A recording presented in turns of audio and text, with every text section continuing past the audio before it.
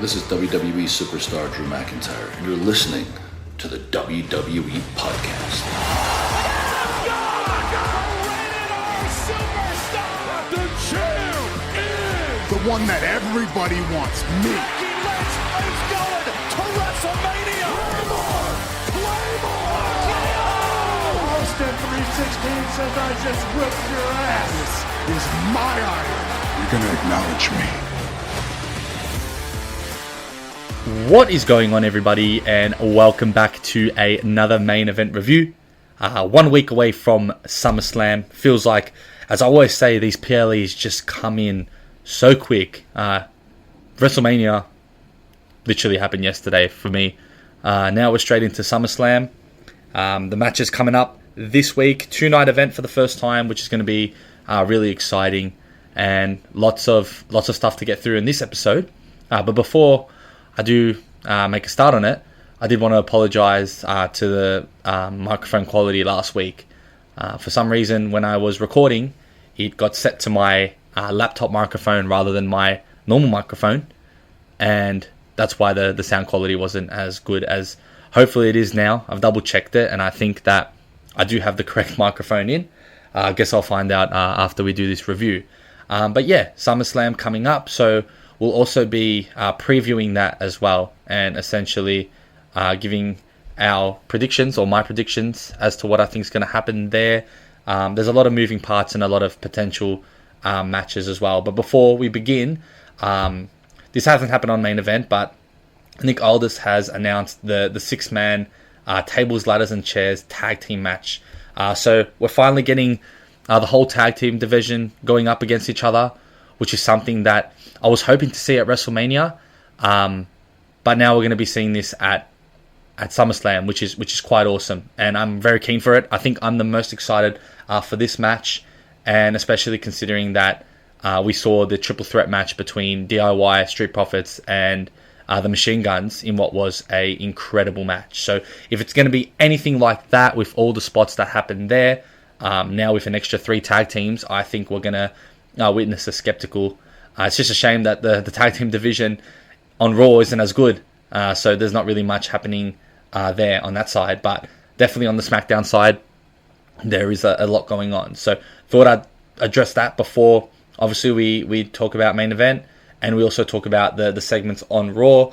A very promo-heavy Main Event with the Raw cuts. So we're going to be discussing those promos there as well, which perfectly tie into SummerSlam too. But before we begin that, we'll start with the first Main Event match. We had Penta back on Main Event, which was a surprise. It's crazy to actually see him here, taking on Grayson Waller as well.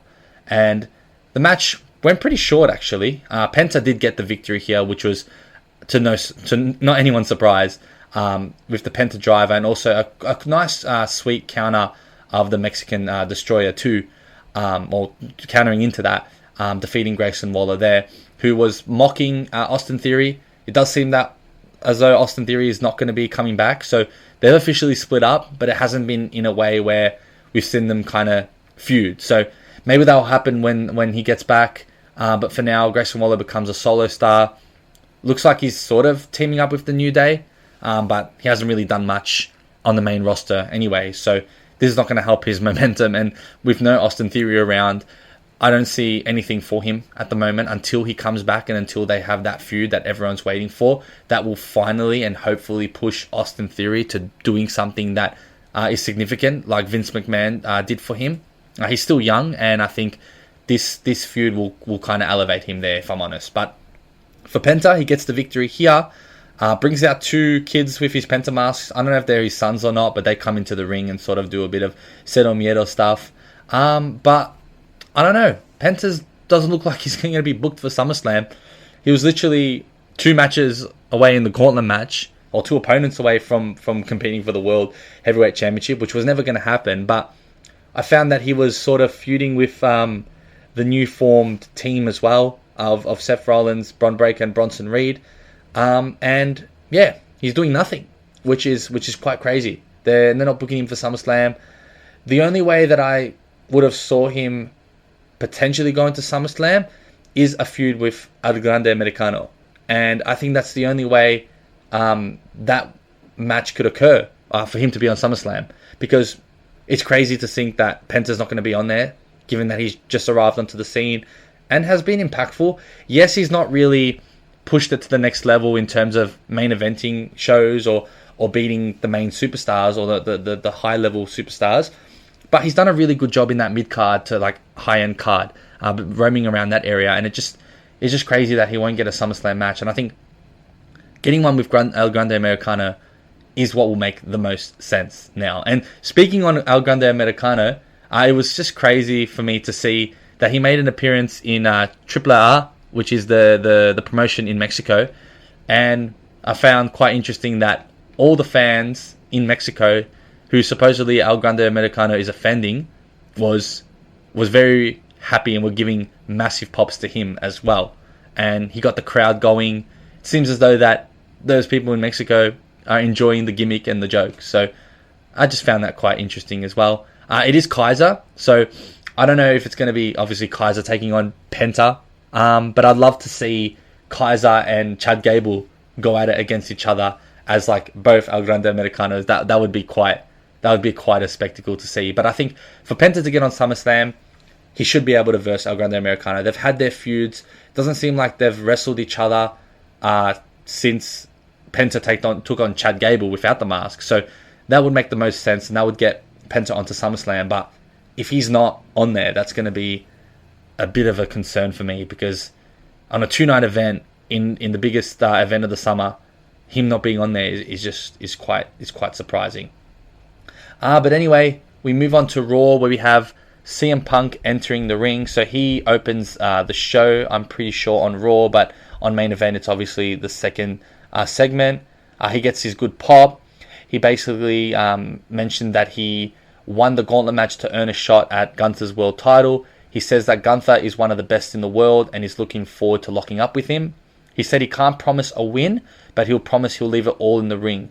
And one thing I had to kind of comment on that was that Punk never ever has gone into a match and said that he can't promise a win. So I'm not sure if this promo is just trying to make Gunther stronger than he is, or is he trying to just be the underdog in this? But I don't really like this angle that Punk's going with, him being the underdog and sort of trying to make Gunther look good as well. He does mention before that, though, that his distractions are on the back burner and he can focus on the goal of being World Heavyweight Champion. But one thing I can say about this is that we haven't heard an update on Seth Rollins' injury in any media. So it's hard to think that it is legit unless WWE is doing a really good job. But normally when the injury is legit and there is an actual injury, there is a diagnosis, and it's normally media outlets that are obviously not part of WWE report this, and there hasn't been any reports. So I'm leaning more to the side that Seth Rollins is going to have an involvement here.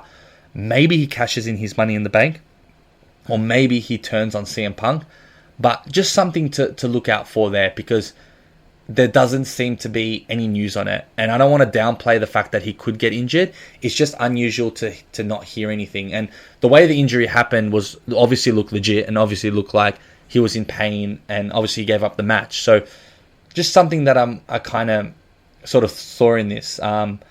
And basically, yeah, he did mention this. And then going on, he said he only has 2 weeks to get ready for the Beast, or this Beast, but he's been training his whole life and he's prepared because CM Punk is CM Punk. But Gunther comes out and basically dresses out in black. He's got that nice suit. I love when he wears a suit. It just means his business. Oh, he didn't wear the suit today, sorry. He had a black shirt, but every time he dresses black, it's so good to see. He had a stare down with Punk. They had the "you tapped out" chants, and basically went on to say that Punk has a massive ego. Gunther also has a massive ego. They're not there to make friends. They're there to win championships. Punk did say he was there to win, to make money as well. But then Gunther says that whatever happens on the bell, after the bell rings, he'll make Punk regret he ever stepped into the ring. And basically said that Punk, the only thing that Punk will have is the fans chanting for the rest of his life. And then left. And yeah, they have 2 weeks to kind of build this promo or this feud up and kind of put promos on each other. But there just doesn't seem to be any personal attachment to this. So it leads me to believe more that there is more value of Seth Rollins coming into the ring and screwing Punk over, because it would just be unusual or kind of weird to see Punk just full out feud with Gunther when there's nothing personal involved in here, and the build up to the match isn't exciting. And it's not because of these two individually, it's because obviously the turnaround time from that, and also knowing that Punk is approaching this as if it's business. And Punk is much better when it comes to having personal feuds, I think, when he's able to really go on the mic and pull out some crazy promos. And he could do that with Gunther, but Gunther hasn't given him a reason to yet. So maybe on the next episode of Raw, this might spice up a bit. But at the moment, I think Gunther looks the more confident and the bigger man as Punk tries to do this underdog kind of persona as well. And then we get on to the next promo where we have Becky Lynch coming in, basically flexing that she should be in New York for the premiere of the new movie. She's talking about Happy Gilmore 2, which I did watch, and it was a very nostalgic movie. If this movie didn't come out with the original Happy Gilmore, it wouldn't be good, but because obviously Happy Gilmore was such a good success and it was such a classic, the movie, the second movie had a lot of, similarities to the first, and that was quite cool. It was very nostalgic. Great to see Becky Lynch in it, but also great to see MJF as well, who was portrayed as one of Happy Gilmore's sons, and I think he did a really good job in this, and it was cool to see him there. So awesome to see wrestlers kind of hitting the acting scene, and I always like Adam Sandler bringing in cameos from different parts of the world, not just from the acting world. So that was an awesome movie. Highly recommend it if you have watched the first one. But I wouldn't recommend it to anyone that hasn't watched the first one, because they won't really understand the nostalgic feel to it. But again, she said that she won and held everyone down, but at least was honest about it. She also mentioned that Lyra Valkyria is bogarting the opportunities for this title, and wondered how greedy she could be, and asked for if she needed who needs 2 titles. Then ended up her bragging about the past, basically calling herself Becky 2 belts. Then Lyra just comes into the ring because Lynch calls her out.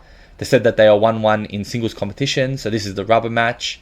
And basically Lynch said that if Lyra loses, she can never challenge for this title, which Lyra accepted, but also requested a no countouts, no disqualifications, and there must be a winner. And Lynch did respond saying yes, and we'll be having a non-disqualification match for this, which is going to be extremely interesting and exciting. This feud has gone on for a long time now. I think Becky has done a really good job in putting Lyra Valkyria over here. I think that Becky has done amazing on the mic since she's become a heel, and has really honed into her role really well. I know in the past she wasn't really the best heel, but I think she's doing a really good job in that now. And it makes Lyra elevate, and it makes her the biggest star, and this will obviously propel her for the future, as this is probably the most significant thing Lyra has done since entering WWE as well from NXT. So really good for both ends. Becky does a really good job here in trying to put her over, if I'm honest. And yeah, then Bayley makes her entrance for the match. So the match happens straight after between the Judgment Day's Raquel and Roxanne for the title.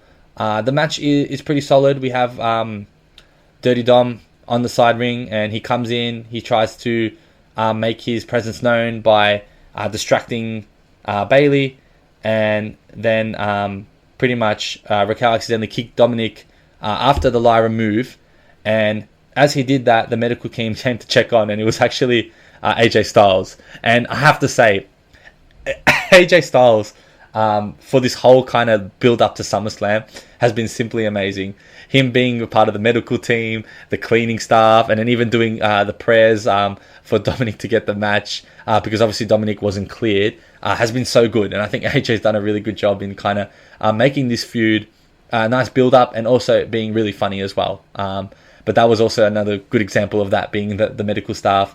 Dominic does run away. Becky Lynch then in the background pulls Lyra off the apron. Bayley didn't see it, and as Bayley and Roxanne tried to get some pin attempts, she hits a belly to belly on Perez. Then Raquel actually made the blind tag, hits Bayley with the Tejana bomb, and wins the match. And they give the pin to Raquel Rodriguez again. So ever since Rhea Ripley's match with her in that street fight, it feels as though that Raquel has kind of elevated big time, and she's getting these pins and victories, and it looks like WWE are making her feel as though she is a big women's powerhouse, which is great to see. They'll build momentum, obviously, for them to defend the title, so it does make sense as to why they won the match. I wasn't surprised there. The way they did it was perfect. Becky Lynch distracting Lyra there, and who knows, maybe Bayley might be frustrated because of that, and we'll have a say at SummerSlam. But we'll have to wait and see. It was a pretty solid match overall, and yeah, we had the Judgment Day retain the titles. We then go back to main event where we have the match between Kiana James and Michin. And it's been a year since Kiana James has been back. If I'm honest, I don't really know too much about what she's done on NXT and haven't seen her for a while. But it's great to see, obviously, women's talent back. And this match was all about her just getting back into it. So didn't expect her to beat Michin, and Michin did get the victory with the Eat the Feet, but the match went pretty long, and it looked as though that Kiana James didn't miss a beat, and her injury doesn't seem to affect her as much. Obviously, she was wearing the knee brace, but yeah, and I think what's happening for her now is, if you look at SmackDown, she's going to be representing Julia as, I guess, an attorney or an advisory, and I think that might mainly have to do with the fact that Julia has a bit of a language barrier, so someone to be on the mic for her. I think Kiana James can do a really good job at that. I just hope that she still is able to participate in the ring, or she does a really good heel job in managing and just helping out Julia get victories there. That match is not going to be at SummerSlam, unfortunately, for the title. They're going to be versing on SmackDown, but anyways, I mean, the whole point of the titles is to really defend them on SummerSlam, so not really sure why that's the case, but again, maybe the match doesn't finish and then they just set it up for SummerSlam. There might be disqualification or something. Who knows? But yeah, Michin getting the victory here. I don't know why they gave her the victory, and I still don't know why she's a single star either. She was sort of teaming up with B-Fab for a bit, and you thought maybe they could push for tag team gold, or they could be part of that division. But now all of a sudden, B-Fab has just decided to just team up with the Street Profits again as a manager. So don't really know how that happened. I thought they were finished working with each other, and then all of a sudden she becomes the manager of their team again, which was quite random, and it just kind of disregarded Michin altogether and that partnership that they sort of had. The only reason why I think B-Fab probably went back is because of the fact that Ken Slaughter is part of DIY, and then you've got Nikki Cross part of the White Six. So just trying to get some female integration there to just sort of manage stuff. So I suspect that those three are probably going to go into an altercation during SummerSlam in that tag team match for sure. So yeah, look out for that. But again, it's good to see new talent back, and Kiana James hopefully does a good role on SmackDown as the advisory for Julia. Then we get the little segment of Dominic Mysterio attacking AJ from behind, basically saying that he's cleared and they will see each other at SummerSlam. So that's something that we obviously expected to happen, and that has been confirmed. Pretty cool. Again, that feud has been quite awesome, especially given that they haven't even needed to sort of pull promos in ring or even attack each other until that moment. It's been quite funny, and I think they did a really great job, the both of them, to sort of build that up. And then we get the final segment, which is Roman Reigns making his entrance into the ring with his new OTC 1 shirt. So the ones to the sky, I like that touch on the new merch. Before that, Heyman comes out with Bron Breakker and Bronson Reed, basically saying that they are the future of the industry, and Paul wants to have things off his chest. But then Roman just comes straight away, pretty much interrupts him. He told, Heyman comes in straight away, says that he doesn't want to be disrespectful and rude. And he said that he didn't ever want to be where it seems like it would be disrespectful, rude, like someone born in Texas. That was a pretty funny heel promo there. He claimed that Seth Rollins is going to be out of action for a long, long time. Feels like a lie. So just look out for that, the way he's hyping that up. He said that their leadership's a void, so they can put this back together. He told Reigns that they are better together than apart. He also mentioned that Reigns will always be family because Heyman loves the tribal chief. So just talking a bit of nonsense. Before that, Reigns tells H-Town to acknowledge him, and then Heyman puts the finger up in the air. But then Roman goes on to say that those were wise words from a wise man, but he's not a wise man below. He's just a dumbass. That's when Bron Breakker starts crashing out, and Heyman has to hold him back. He then tells Bron that Heyman will take all the credit when he is the man around here. So basically, Roman Reigns giving kind of the green light and sort of passing the torch moment to Bron Breakker, saying and acknowledging him as someone that's going to be the main guy. So they're really putting the rocket on Bron Breakker as well. But then he mentions that Heyman wasn't the one that created the Tribal Chief. He said that he's the Tribal Chief because the fans still acknowledge him. And Reigns said that he's the greatest champion to ever step foot in the ring. And Heyman did say he had a part in that, but he said that the Usos had a part in it, Solo had a part in it, and Sami even helped out. So he said that when he lost the titles, he went home to continue the bloodline, the future bloodline, and said that Heyman thought the bloodline was the wrestling group. But you can't create it because it was God's work, it's obviously family. Then tells Bron Breakker to back up, and when Reigns did say that, he goes on to mention that what bothered him was that Heyman used to be a friend, a family, and a business partner, but he betrayed him pretty much as he goes on into that. And then Bron Breakker said that people don't want Roman Reigns, that he's old news, he's the old dog, was relevant 5 years ago, but he's taking up Bron's spot in the ring. He says that he knows that Heyman won't stab him in the back because Bron actually holds value, and says that Reigns is worthless, and basically told him to leave. And then Roman just says that he didn't hear any of the trash that Bron said, tosses the microphone, and they go on to have a bit of a brawl. Reigns hits the Superman punch, then hits Reed with a few punches, and then that's when Reigns gets outnumbered, and that's when, as Reed was about to set up for a tsunami, Jey Uso comes into the ring, super kicks both of them, hits a jumping kick on Reed, punches Braun, and they were back into the ring, hits spears simultaneously onto both, and yeah, their song hit, and basically they finished the ring looking strong and standing tall, and that sets up the match at SummerSlam, which we'll go straight into, but it was a good way to end, and Raw and the main event as well, to build up that match as well. So we'll start with that match. So we'll have the tag team matches, and I think that Bron Breakker and Bronson Reed will take the victory here. I think it is much needed for those two to take the victory, for the heel group to be dominant, especially with Seth Rollins not being there. Whether he interferes or not, I don't know. He could, but those two need to get the victory here for the group to be taken more seriously. If they end up giving it to Roman Reigns and Jey Uso, it's just going to be the same story of another heel group not being strong enough. I think that needs to be easily given to them, and I think that WWE will do that and give them the victory for sure. Then the next match we're going to review is the Intercontinental Championship with Dominic and AJ. I suspect Dominic Mysterio will retain the title. Whether the Judgment Day gets involved or not, it's going to lead up to an eventual match between Dominic and Finn Balor for sure. I know that the Judgment Day is looking really strong at the moment, but that's due to sort of fall apart in the next few months or so. Even though maybe up to WrestleMania, but that match will happen, and I just don't see AJ Styles winning the title here.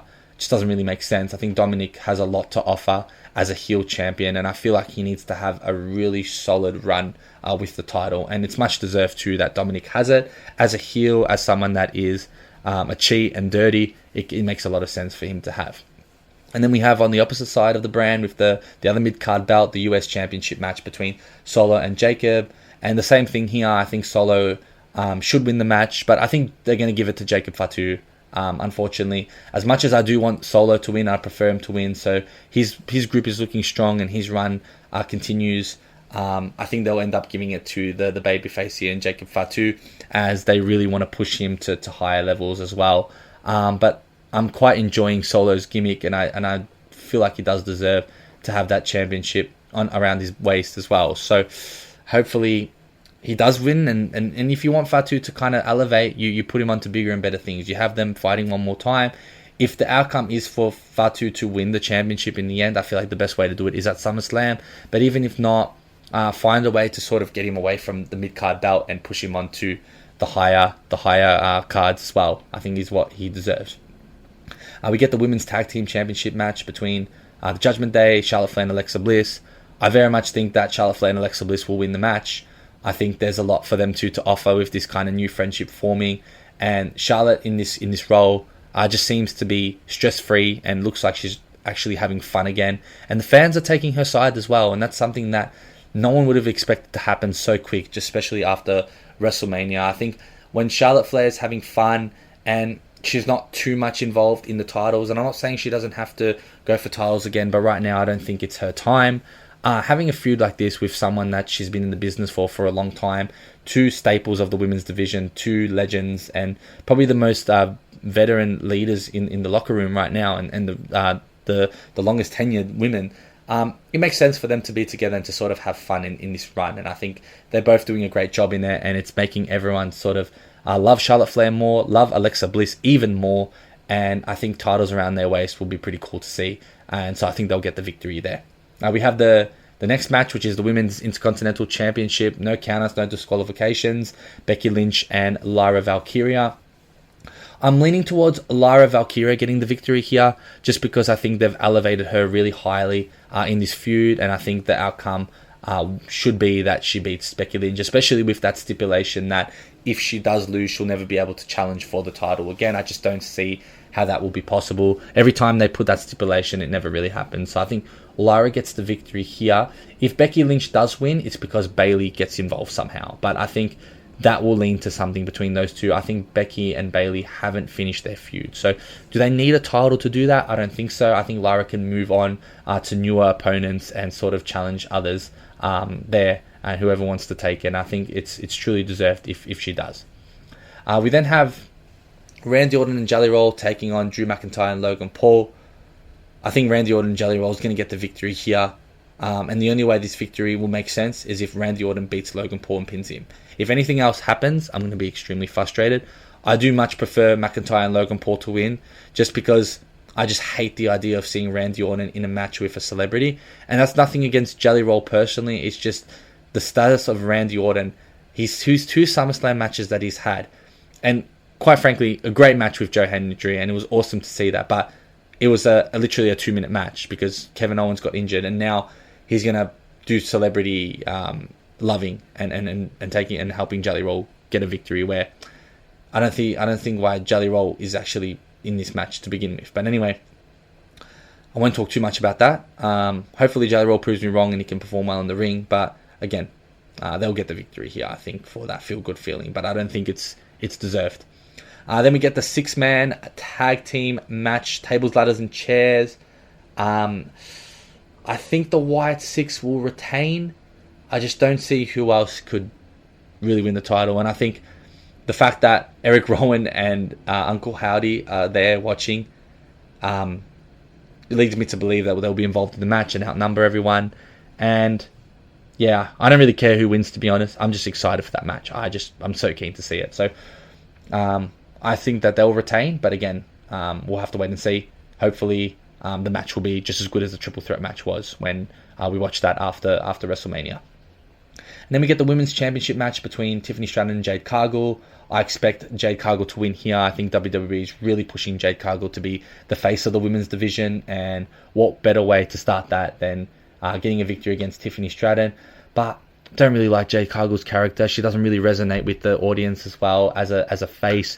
I think she needs to get that same treatment that Roman Reigns did as a tribal chief. Doesn't have to necessarily have the same gimmick, but to be a heel that is just overpowered, and no one can really defeat her. And maybe sometimes find a way to cheat, but Jade Cargill will be so much better as a heel, and I think they've got to really start doing and looking into that for sure. But I think she'll get the victory here.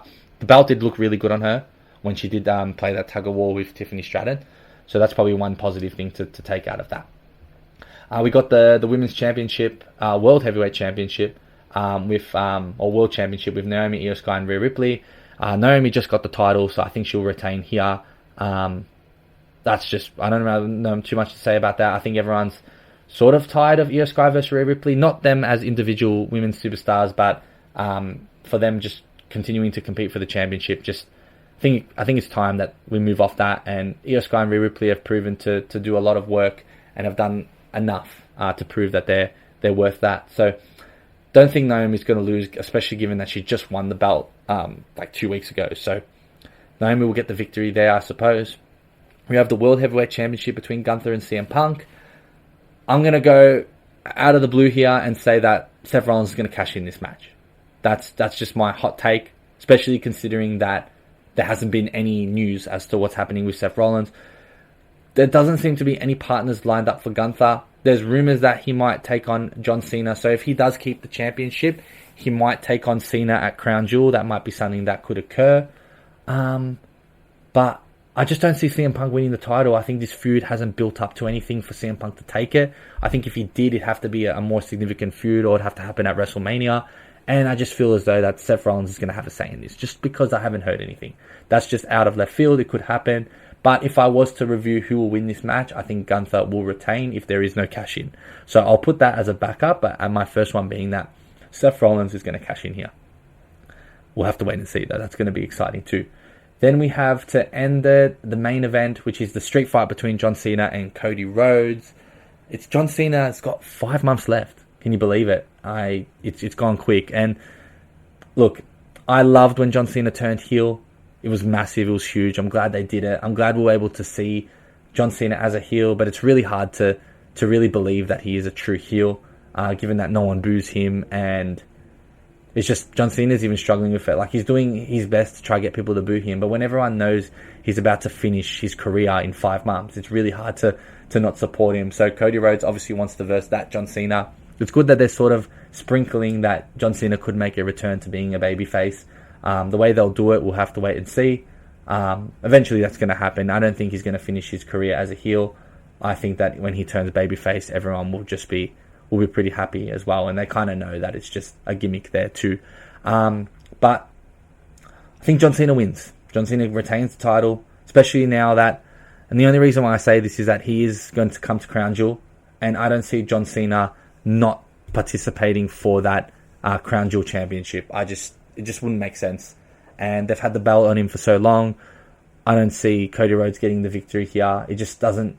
I just don't feel it. Like, they could give it to Cody Rhodes, but then we'll have the same kind of insignificant run. John Cena won't get his rematch, and there really isn't anyone for Cody Rhodes at the moment. The only one that potentially is that feud with Randy Orton, but I think we can wait till when John Cena finishes there. So John Cena will retain the title. How he'll win will obviously be in the cheating matter. Maybe someone will return. There might be a big surprise there, but we'll have to wait and see. But it's been, and that concludes actually the main event review, followed by the SummerSlam preview, which I'm extremely excited for. 2 nights. Hopefully try to, because normally I record these Monday night in Australia. That's when SummerSlam will finish.